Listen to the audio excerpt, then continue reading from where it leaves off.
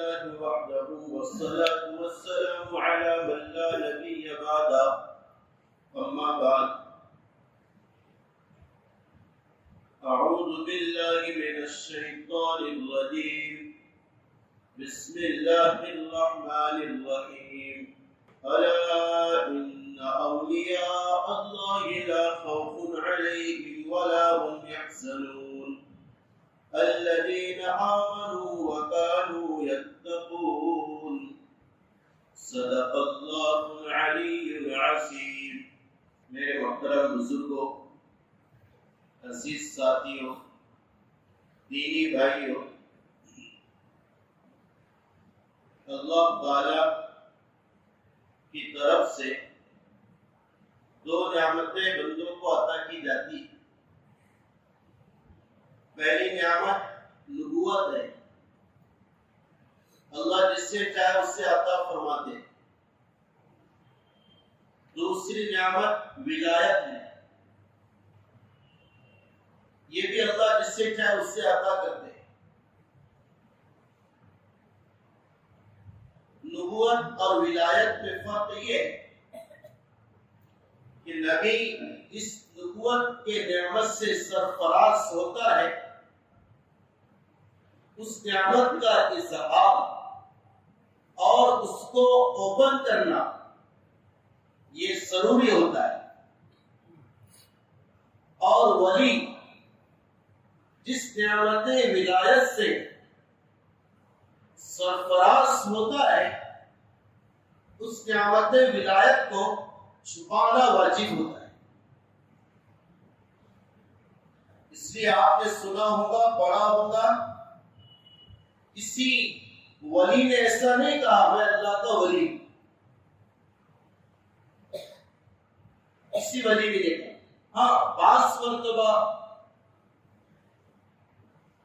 کسی ولی کے زبان سے حالت جذب میں کچھ کلمات نکل گئے تو وہ ان کی پرسنالٹی ہوتی ہے، وہ ان کی خصوصیت ہوتی ہے. اور عام کہہ دیں گے کوئی ولی ولایت کا اظہار از خود نہیں کرتا.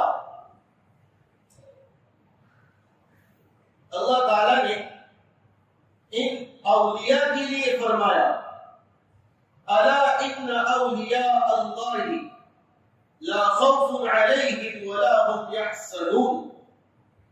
اللہ کے ولی وہ ہے جن پر کوئی خوف اور غم نہیں ہوتا، دنیا میں بھی آخرت میں. نہ کسی مصیبت کا ڈر ہے اور نہ کسی پریشانی کا صدمہ ہے اور نہ کسی بے چینی کا کرب اور اضطراب قلوب کو متاثر کرتا ہے. اس لیے ہمارا عقیدہ ہے، ہم اولیاء کو مانتے ہیں، اولیاء کو مانتے. ماننے سے مراد دل سے ان سے محبت کرتے ہیں، ان کی تعلیمات، ان کے ارشادات، ان کی شرعی زندگی کو اپنے زندگی میں لانے کی کوشش کرتے ہیں. جو ان کی تعلیمات ہے، ارشادات ہے، سب پر عمل کرتے ہیں. یہ ماننے سے مراد ہے.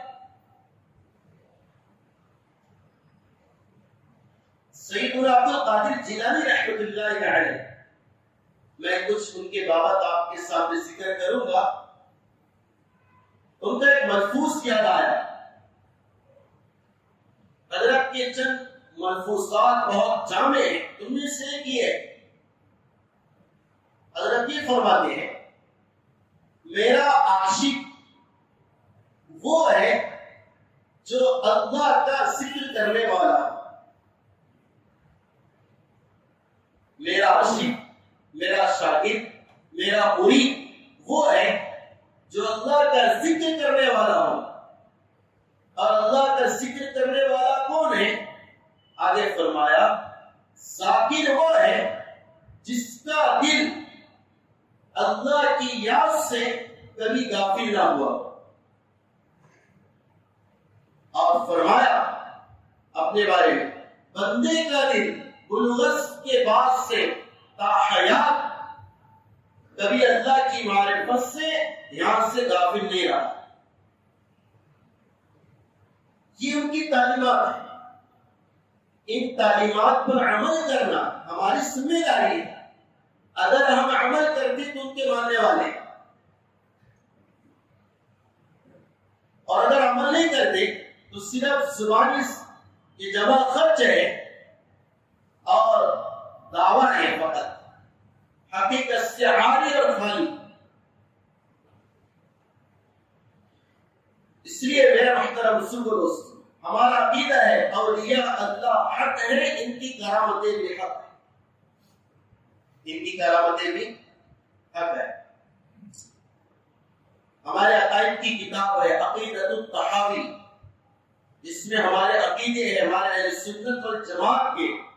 اس میں ہمارا عقیدہ ہے سارے اولیاء جو شریعت کے مطابق عمل کرنے والے ہو ان کی کرامتیں حق ہیں، ہم اسے تسلیم کرتے مانتے اور ان کے ارشادات کو بھی ہم مانتے.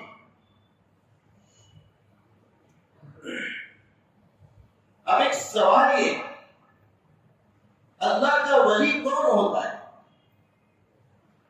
ولی کسی کہتے ہیں؟ تو اس کا جواب اس سے نہ پوچھیں، حدیث سے نہ پوچھیں، کسی عالم، کسی مفتی اور کسی جاننے والے سے نہ پوچھو، قرآن سے پوچھو. قرآن اس کا جواب دیتا ہے. اگر آپ قرآن سے پوچھیں کہ بتا اللہ کے ولی کون ہوتے ہیں، قرآن آپ کو جواب دے گا الذین آمنوا وکانوا یتقون. یہ ولی وہ ہے جس میں پہلی شرط ایمان ہے، ایمان ہو، شرک نہ ہو، ایمان ہو. حضرت محبوب سبحانی، حبیب یزدانی، حضرت مولانا عبد القادر جیلانی رحمۃ اللہ علیہ کا جب انتقال ہو رہا تھا، جو نصیحت کی تھی اپنے بیٹے عبد الوہاب رحمۃ اللہ علیہ.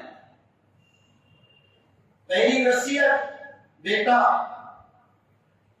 اللہ کی عبادت سے کبھی تنگ مت ہونا، ہمیشہ اللہ کی عبادت کرتے رہنا. دل چاہے تو بھی کرنا، نہ چاہے تو بھی کرنا، خوشی میں بھی کرنا، غمی میں بھی کرنا، رات میں بھی اللہ کی ماننا، دن میں بھی ماننا. یہ پہلی نصیحت اور وصیت. دوسری وصیت حضرت کی یہ تھی، بیٹا عبد الوہاب شرک نہ کرنا، لا تشرکوا باللہ، اللہ کے ساتھ کسی کو شریک نہ ٹھہرانا. شرک بہت بڑا گناہ ہے. شرک ایسا گناہ ہے جس کی معافی نہیں. تو اولیاء اللہ خود تو ایمان والے ہوتے، شرک سے بچتے ہیں اور اپنے مریدوں سے کہتے شرک نہ کرنا. ہاں، کسی ولی اور پیر کو دستگیر اور مراد پوری کرنے کا سبب نہ بتانا، مرادیں نہ مانگنا، اس کے نام پر قربانی نہ کرنا، کھانا نہ بنانا. یہ ساری تعلیمات ان اولیاء اللہ کے ارشادات میں ملتی. تو یہ تو نصیحت. قرآن کہہ رہا متقی کسے کہتے؟ الذین آمنوا، ایمان شرط ہے. دوسری شرط وکانوا یتقون، اللہ کے ولی متقی ہوتے ہیں. اللہ کا ہر ولی کیا ہوتا ہے؟ متقی ہوتا ہے. متقی کسے کہتے؟ تقوی کی تعریف کیا ہے؟ دو باتیں. ہر فرض پر اللہ کے حکم پر عمل کرنے والا اور ہر گناہ سے بچنے والا، وہ متقی. پھر سے سن لو، ولی اسے کہتے جس میں دو صفات ہو، ایمان والا اور متقی ہو. پھر متقی اسے کہتے ہر اللہ کے کرنے کے کاموں کو کرے، اللہ کے احکام کو بجا لائے سنت کے مطابق اور ہر گناہ سے بچے، مجمع میں، تنہائی میں، رات میں، دن میں، سفر میں، حضر میں، موبائل میں اور بازار میں گناہ سے بچے۔ اور اگر غلطی سے گناہ ہو جائے، نفس اور شیطان غالب آ کر اس سے مغلوب کر دے تو فوراً توبہ کرے۔ یہ دو صفت ہے متقی۔ یہ دونوں صفت کے ساتھ جو تمہیں اللہ کا بندہ ملے، سمجھو اللہ کا ولی۔ وہ کیا ہے؟ اللہ کا ولی۔ اب یہ جو حضرت پیران پیر حضرت مولانا عبد القادر جیلانی رحمۃ اللہ علیہ بہت بڑے پیر ہے، بلکہ پیران پیر ہے، پیر نہیں ہے بلکہ کیا ہے؟ پیران پیر، پیروں کے بھی پیر، شیوخ کے بھی شیخ، سمجھے؟ اللہ والے سے بھی بڑھ کر ان کے باپ میں ایک بات کتابوں میں کچھ کتابیں ان کے زندگی ہسٹوری میں آپ کو بتاؤں گا، اس کو دیکھنا وہ لانا۔ اور مارکیٹ میں عجیب عجیب کتابیں آ گئی آج، موبائل پر بھی کچھ بھی ہے ان کے بارے میں، اور مارکیٹ کے اندر بھی کتابیں ایسی ہیں کہ جس میں زیادہ جھوٹ ہے حقیقت کم ہے۔ 3 کتابیں آپ سے کہوں گا اس کو خریدنا آخر میں۔ خیر، تو کتاب ہے النجوم الساحرہ فی مملکۃ مصر والقاہرہ۔ اس میں ایک مرتبہ حضرت شیخ عبد القادر جیلانی بیٹھے تھے،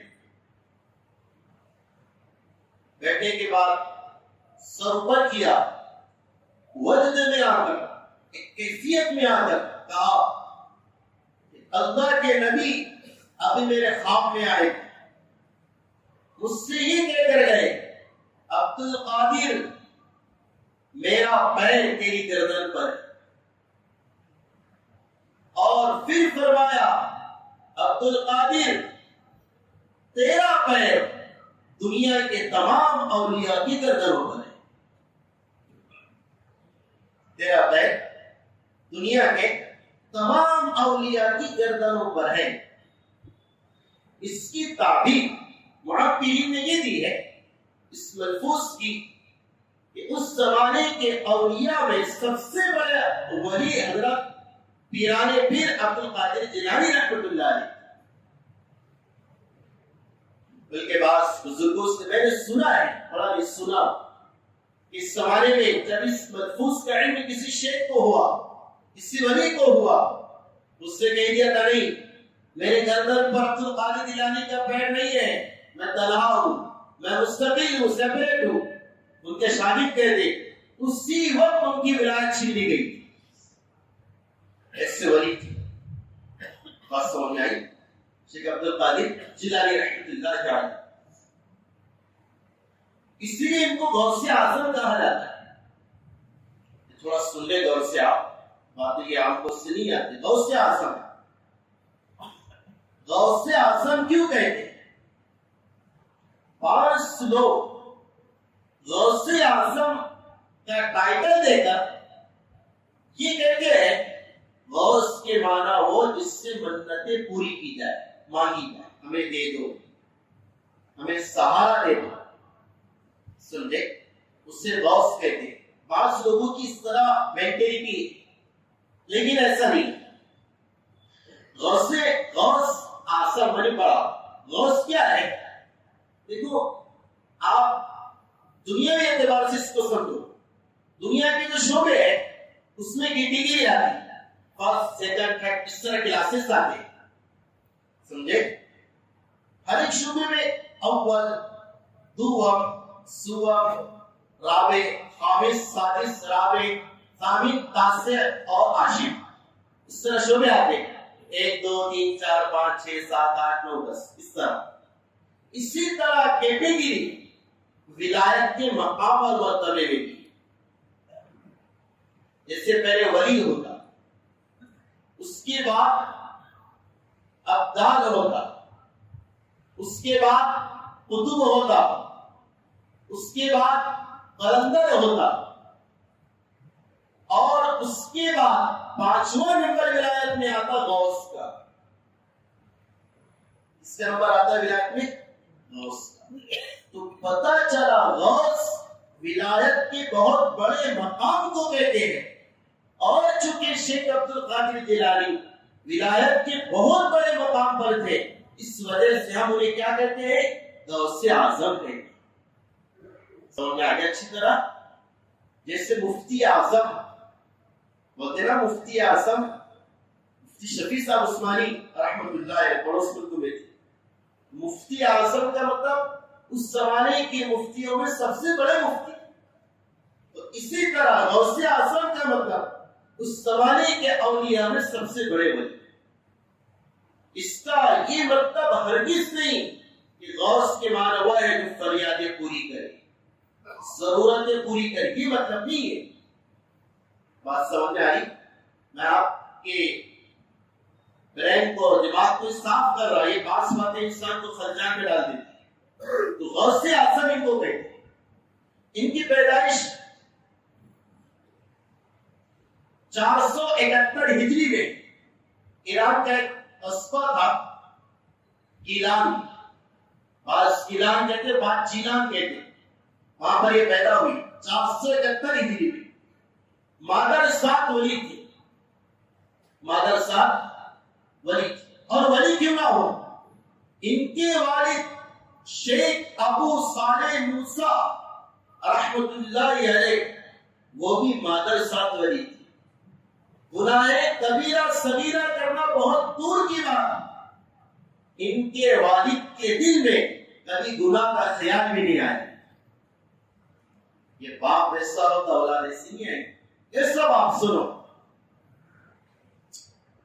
شیخ عبداللہ سمعی رحمۃ اللہ علیہ کے باب میں لکھا ہے، مشہور آپ نے سنا، لمبا ہے، میں شارٹ کرتا، ٹائم کم ہے. ایک مرتبہ بھوک کی حالت میں دریا میں ایک سیب نظر آیا، اس سے کھا لیا. بھوک شدید تھی، رات سے کھا لیا. اب یہاں سمجھو فتویٰ یہ نہیں کھا سکتے آپ، کیونکہ وہ تو حضر ہے نا، اس کا تو مالک بھی رہا. اب اسے کوئی نہ اٹھائے گا تو وہ تو ضائع ہو جائے گا، کیونکہ وہ سیب جو درخت سے گرا وہ خود بخود گرا ہے. اگر آپ نے اسے اٹھا لیا اور کھا لیا، مالک کو پتہ چلے گا کہ فلاں بندے نے میرے درخت کا ٹوٹا ہوا سیب کھا لیا جو دریا میں بہ رہا. مالک کیا کرے؟ کیس کرے گا؟ ارے بولو نا، کیا کرے گا؟ کیا ہوگا اس سے؟ ہم بھی ایسا سوچتے ہیں. اگر ایسا ہمیں خیال ہے تو پھر کوئی مسئلہ نہیں، کھا لیے وہ کھا سکتے. لیکن چونکہ تقویٰ یہ تھا، سیب تو دور کی بات، ذرہ بھی بغیر اجازت کا کسی کا پیٹ میں رکھتا. اب وہ کھا تو لیا، پھر احساس ہوا میں نے کھا لیا بغیر اجازت. وہ سیب جس رخ سے آ رہا تھا، پھل جو تھا اسی رخ میں چلے گئے. ایک سفر کرنے کے بعد ایک باغ سیب پہ نظر آیا، اس میں داخل ہو کر والد سے پوچھا کس کا باغ ہے؟ آگے شیخ عبداللہ سمعی کا ہے. آگے اس سے ملاقات کرنا چاہتا ہوں. اس سے ملاقات کی.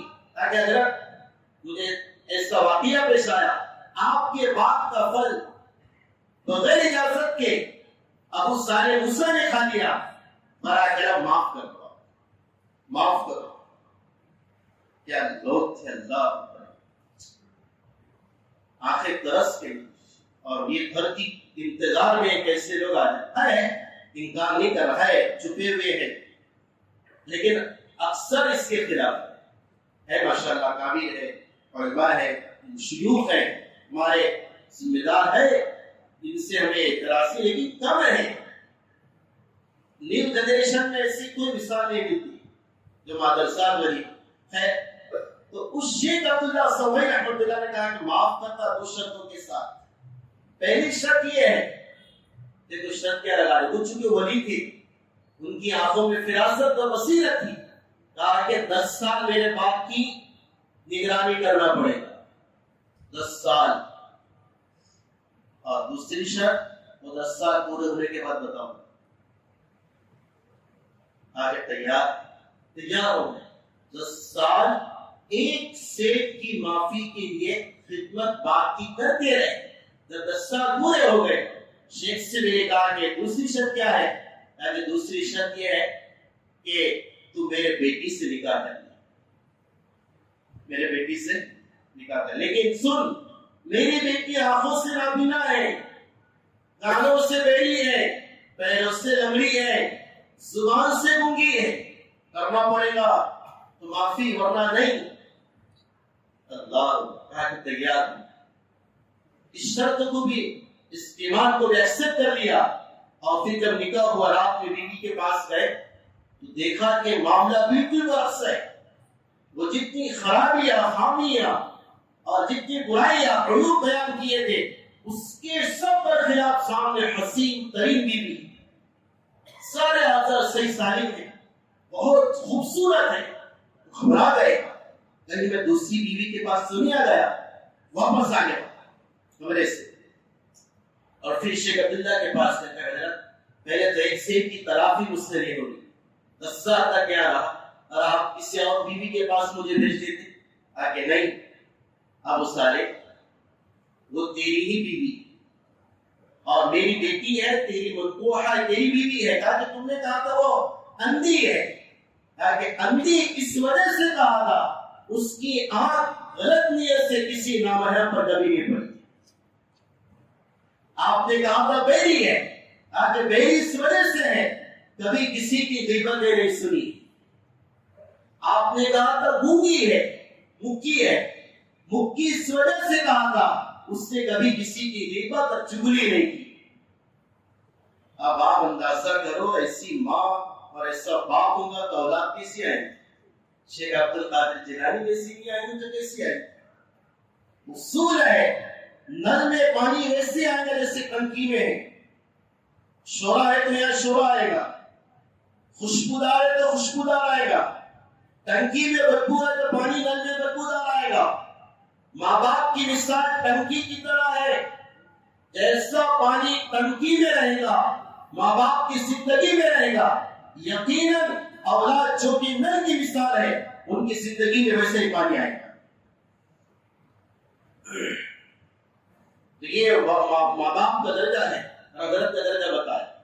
4 نکاح کیے، 4 حضرت محبوب سبحانی نے 4 نکاح کیے، 4 نکاح، 4 بیویاں، اولاد کتنی ہے بتائیں؟ 49 ایک دور کے مطابق 27 بیٹے باقی بیٹے، دوسرے دور کے مطابق 20 بیٹے باقی بیٹے۔ اندازہ کرو اللہ نے کیا برکت دی۔ مولوی کہتا جب بھی اولاد ہوتی، بیٹا یا بیٹی تولد ہوتا، اس سے اپنے ہاتھ میں رکھتے، بیٹا ہو جائے لیکن شکایت سے بات پر نہیں آتی، یہ کہتے اللہ نے دیا، اللہ اس کا کرے گا۔ کس نے دیا؟ اللہ نے دیا، کون کرے گا؟ مان لو 20 بیٹیاں ہیں، آج 4 بیٹیاں ہو جاتی نا، باپ کی پیشانی پر شکن آتا، کون کرے گا؟ حضرت کیا تعلیم دے رہے؟ 50 اولاد کرے گا کون؟ اللہ کرے گا۔ اور ایک جملہ کہتے اللہ نے دیا، اس لیے ان کے شاگرد کہتے ان کی زندگی میں بہت ان کی اولاد انتقال کر گئی، زندگی میں کبھی زبان پر شکایت نہیں آئی، چونکہ کہا کرتے تھے میں نے یہ کہا تھا، اللہ نے دیا، اللہ کی ہے، لیکن تو کیا اس میں اعتراض اور شکوہ ہے؟ یہ ان کی زندگی ہے۔ ابتداء یہ عراق کے شہر چیلان اور گیلان میں تھے، پھر بغداد آئے اور بغداد میں علوم حاصل کیا۔ وہ سفر کا واقعہ مشہور ہے، جب جا رہے تھے علم حاصل کرنے کے لیے، میں نے شاید واقعہ دوسری میں پڑھا تھا، وہ ماں نے 40 دینار سی کر یہاں پر شاید راستے وغیرہ میں سی دیے تھے، اور راستے میں ڈاکو ملے تھے، ان کا ہی واقعہ ہے۔ لوٹ کیا قافلے کو، اس سے بھی کہا کہ بیٹا تیرے پاس کیا؟ کہا کہ ماں نے 40 دینار دیے، ساستی میں سیے ہوئے تھے۔ ڈاکو نے کہا تو نے تو اسے چھپانا چاہیے تھا، تو نے ظاہر کیوں کیا؟ کہا کہ ماں کی وصیت تھی بیٹا کبھی جھوٹ مت بولنا۔ ماں نے وعدہ دیا تھا عبد القادر سفر ہو کے حضر جھوٹ مت بولنا، میں نے اپنے ماں کا وعدہ نبھایا، چاہے تم میرے پیسے لے لو۔ وہ پیسے کون سی تھے بتائے؟ وہ جو مدرسے میں جا رہے تھے وہ ساری پونجی تھی وہاں کی، ہاں وہاں وہاں کی پونجی تھی، وہاں کوئی منی آرڈر، کوئی ATM کا انتظام نہیں، بس سارے علم کے سفر کا وہی دوسرا تھا، اسے بھی دے دیا۔ ڈاکو نے دیکھا ایک چھوٹا بچہ ماں کے وعدے پر اتنا پابند ہے، جان کی پرواہ نہیں کر رہا، مال کی پرواہ نہیں کر رہا، تو کیسا انسان ہے؟ رب کے وعدے پر تو کیوں نہ پورا اتر آ رہا کہ رزق کی تلاش میں گناہ کر رہا ہے۔ وہ ڈاکو جتنے تھے تقریباً 60 یا 70 لوگ اسی وقت میں توبہ کیے اور ہر ایک اپنے زمانے کا ولی ہو کر مرا۔ یہ ایسی زندگی تھی، بہت باتیں یاد آ رہی۔ ان کی مجالس لگتی تھی حضرت عبد القادر جیلانی رحمۃ اللہ علیہ کی، کوئی مجلس ایسی نہیں ہوا کرتی تھی جس میں کوئی یہودی، کوئی عیسائی اسلام میں داخل نہ ہو۔ ایک مجلس ایسی بھی ہے، ان کی مجلس کی دعا کے بعد 5000 یہودیوں نے اسلام قبول کیا ہے۔ ایسے ان کے توجہات ہوا کرتی تھی، ایسی باتوں میں اثر ہوا کرتا تھا۔ ایسا اثر، ایک بات یاد آئی، علماء نے لکھا ہے، مشائخ سے سنا ہے، یہ اللہ کی رحمت کو بہت بولا کرتے تھے، اللہ رحیم ہے، کریم ہے، غفار ہے، بہت بولا کرتے تھے۔ ایک مرتبہ ایسا ہوا کہ مجلس میں اللہ کے غصے پر بیان کر دیا، اللہ کے جوش پر بیان کر دیا۔ تراوی کہتے جوش، اللہ کا غصہ، جہنم کا منظر، اس کو جب مجمع نے سنا 18 جنازے مجلس سے اٹھے۔ 18 الہام ہوا، عبد القادر کیا ہوا، تو نے آج جوش کو کیوں بیان کیا؟ تو کہا کہ اللہ، میں نے سوچا 18 سال آپ کی رحمت کا تذکرہ کیا، آج آپ کی اس غصے کا تذکرہ کر دوں۔ عبد القادر جیلانی رحمۃ اللہ علیہ سے اللہ نے الہام میں کہا، عبد القادر کیا میری رحمت 18 سال میں پوری ہو گئی کہ تو نے 18 سال ہی بیان کیا؟ ایسی باتوں میں مجالس میں تاثیر ہوا کرتی تھی، مجمع توبہ کر کے اٹھتا تھا، نوجوان توبہ کیا کرتے تھے۔ یہ بزرگ ہمارے بزرگ ہیں، ہمارے ولی ہیں، بہت اونچے درجے ہم مانتے ہیں، لیکن بزرگوں دوستوں، اس سے ہمیں محبت بھی ہے، عقیدت بھی، ٹھیک ہے، لیکن ایسی محبت اور عقیدت ہے جو شریعت کے خلاف، شریعت کے مطابق ہو، خلاف نہ، ایسی محبت۔ اس لیے ان سے محبت کرو، خلاصہ بیان کرو، ان کی طرف سے اصالہ ثواب کرو، ان کے ارشادات پر عمل کرو۔ اس کے لیے کتاب کا آتا الفیوز ربانی، دوسری کتاب الفتح الربانی، یہ تھوڑی بڑی ہے، چھوٹی سن لو، حیات عبد القادر جیلانی، شیخ ابو الحسن علی الندوی رحمۃ اللہ علیہ، تھوڑا رسالہ اس کو پڑھنا، اس میں شارٹ میں بہت اچھی بات ہے، میرے پاس ہے PDF اس کا۔ تو یہ ارشادات پر عمل کریں، ٹھیک ہے۔ ان کی طرف سے ہم کہتے تم غریبوں کو کھانا کھلاؤ، اجازت ہے، لیکن کسی مہینے کو متعین کر کے، کسی دن کو متعین کر کے، سارا سال کھلاؤ، کپڑے دو، ان کی طرف سے صدقات خیرات کرو، لیکن متعین دن اور متعین مہینے میں کھانا کھلانا اس شریعت کے تعلیمات کے خلاف ہے۔ اس لیے وہ کھانا بھی نہ کھلایا جائے اور اس کو کھایا بھی نہ جائے، یہ ہمارے بڑوں کی تعلیمات ہیں۔ میں شروع میں کہ اس کا مطلب ہی نہیں کہ مولویت کو نہیں مانتے ہیں، تمہیں واقعات سناؤں گا، دگ رہے گی کے ساتھ کیا ہمارا اکابر کا عشق اور محبت کا کردار تھا، وقت نہیں آپ کو سناتا، 2 گھنٹے سنا سکتا، الحمدللہ ان کی تاریخ اور ان کی جو سواری ہے، لیکن ٹائم کا میں شارٹ آپ سے کہہ رہا، ہم ان کو مانتے ہیں، اس سے بہت محبت ہے، اور آپ سے میں بھی کہہ رہا ان کی طرف سے سارے ثواب کا 2 رکعت نماز پڑھ کے بخشو، سمجھے، ان کی طرف سے آپ قرآن پڑھو، ان کو اس سارے ثواب سب کرو، لیکن کیسا شریعت کے مطابق، ایسا کوئی عمل نہ کرو اس شریعت کے خلاف ہو جائے۔ اس لیے محبت میں عقیدت بھی ہو لیکن بد عقیدگی نہ ہو، اس شریعت کے خلاف قدم ہمارا اٹھ جائے۔ اللہ تعالیٰ ان تمام اولیاء کا فیوز ہمیں عطا فرمائے، ان کی سچی محبت عطا فرمائے، اور ان کے صحیح تعلیمات پر مجھے آپ کو ساری امت کو عمل کی توفیق عطا فرمائے۔ آپ کے 2 دن میں رکھے لیا، معذرت کا ہوں، اللہ تعالیٰ اس پر عمل